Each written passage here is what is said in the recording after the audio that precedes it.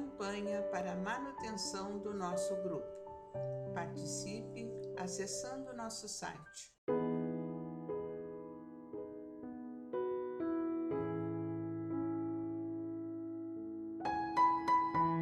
Olá, sejam bem-vindos ao canal do YouTube do Grupo Espírita Francisco Xavier e a leitura do livro Estude e Viva. Hoje estaremos lendo com vocês o capítulo número 38, texto 1, que tem por título Espíritas em Família Não Espírita. Isso é muito comum. Então vamos ver o que Emmanuel nos traz como mensagem para esse caso. Ele nos diz assim: nos temas relacionados a grupos consanguíneos, temos a considerar uns dos mais importantes para nós, qual seja aquele dos companheiros espíritas ligados a familiares que ainda não conseguiram aceitar o ensinamento do Espiritismo. Frequentemente, os amigos em cursos nessa prova, essa prova, recorrem ao mundo espiritual pedindo orientação.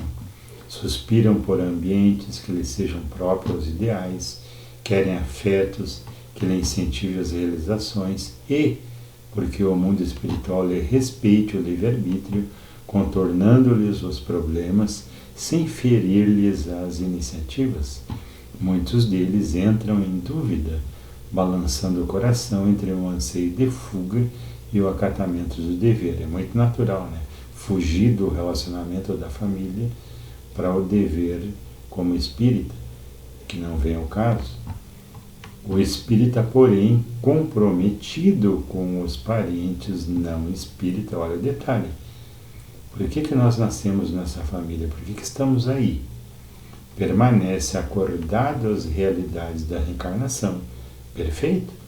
Sabe que ninguém assume a obrigação à revelia do fórum íntimo e que ninguém renasce sem motivo naquela equipe familiar, seja atendendo às exigências de afinidade. Olha bem, estou ali por afinidade, escolha, expiação, tarefa específica. O espírito reencarna ou trabalha junto daqueles com quem lhe deve ou lhe compete evoluir, aprimorar-se e quitar-se, desincumbir-se de certos encargos ou atender a programas de ordem superior e, por isso, não dispõe do direito de exerção da oficina doméstica. Isso é bem interessante. Tão só porque aí não se encontram as criaturas capazes de lhe compartilharem os sonhos de elevação. Aliás, exatamente aí, na forja da inquietude, dos inquietantes conflitos sentimentais, é que se edificará para a ascensão que aspira. Cônjuge difícil, pais incompreensíveis, irmãos enigmas, filhos problemas, constituem na Terra o corpo docente de que necessitamos na escola familiar. Com eles e por eles é que avaliamos a nossa próprias claudicações, de modo a corrigi-las. Às vezes a gente é privilegiado, a gente já nasce num lar espírita, ou a família inteira se torna espírita, a família mais a célula da sociedade, né, que é o casal e os filhos.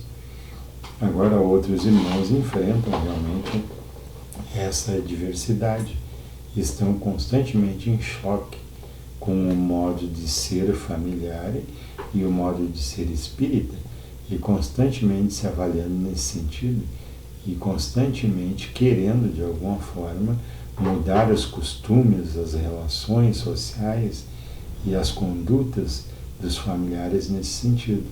Mas eu acho que o maior exercício todo aí, na realidade, é a alteridade.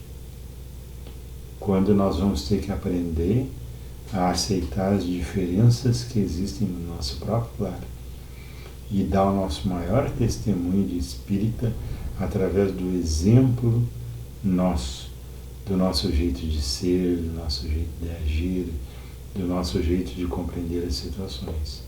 sem deixar de cumprir as obrigações espirituais que nos competem e os deveres familiares, afins com os quais a gente se comprometeu, como diz o texto, por afinidade. Não estamos ali com esse povo de graça. Ou estamos no desempenho de uma missão, ou estamos no sentido de ressarcir uma dívida, ou estamos no sentido de colaboradores dos espíritos ali reunidos e de fazer com que o germe da doutrina espírita seja plantado no meio dessas pessoas. Notem bem quantos aspectos, quantos vieses tem aí nessa situação, que é um grande aprendizado para aqueles irmãos nossos que estão envolvidos nessa situação.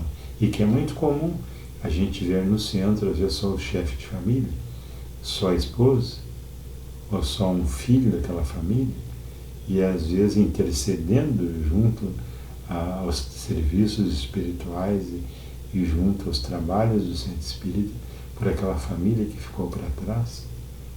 Então, mas tudo faz parte do nosso aprendizado, tudo faz parte das nossas provas, no sentido de identificar, de fazer com que a nossa evolução espiritual aconteça. E não viemos aqui com a missão de salvar o mundo, mas podemos com certeza agir como semeadores do bem aonde Deus nos plantou.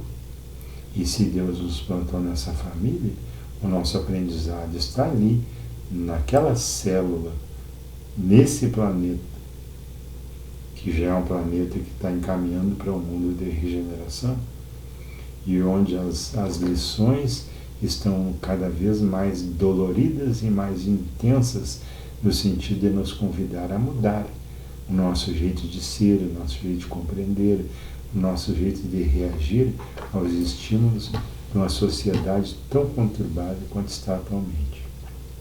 Meus queridos, por hoje era só. Fiquem com Deus, fiquem em paz e até o nosso próximo encontro. Campanha para a manutenção do nosso grupo. Participe acessando nosso site